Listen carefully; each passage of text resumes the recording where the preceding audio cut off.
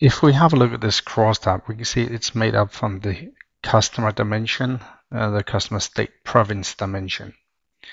Now, the states, as you see it here, maybe except US, maybe we'd like to split that into some sales territories. We don't have that in our data warehouse as it is, but then as a designer user, you have this option to create your own user dimension, a shared user dimension.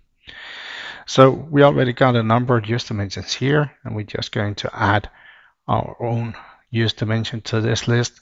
So let's give it a title, sales territories.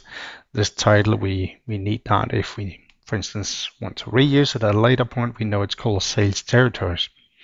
Now this user dimension is going to be made up from a number of members. I'm adding my first member here from the sales cube and the customer state province dimension here. And in my North member, I'm going to add just Pennsylvania. So I'll rename the member title here to North. You see it there. So that was my first member. I'm going to add an East and South and West as well. So East, that could be North Carolina and South Carolina.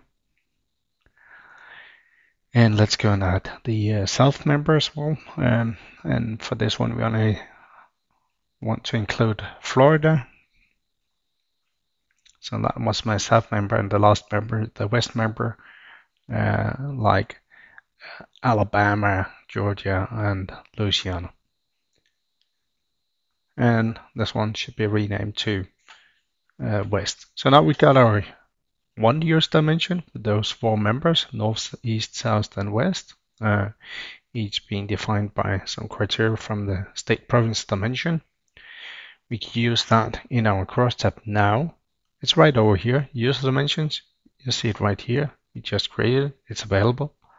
And if I go and redefine this crosstab, I could just add it to the crosstab like this on top of my existing customer state province dimension. And when I fetch data, we'll get something like this.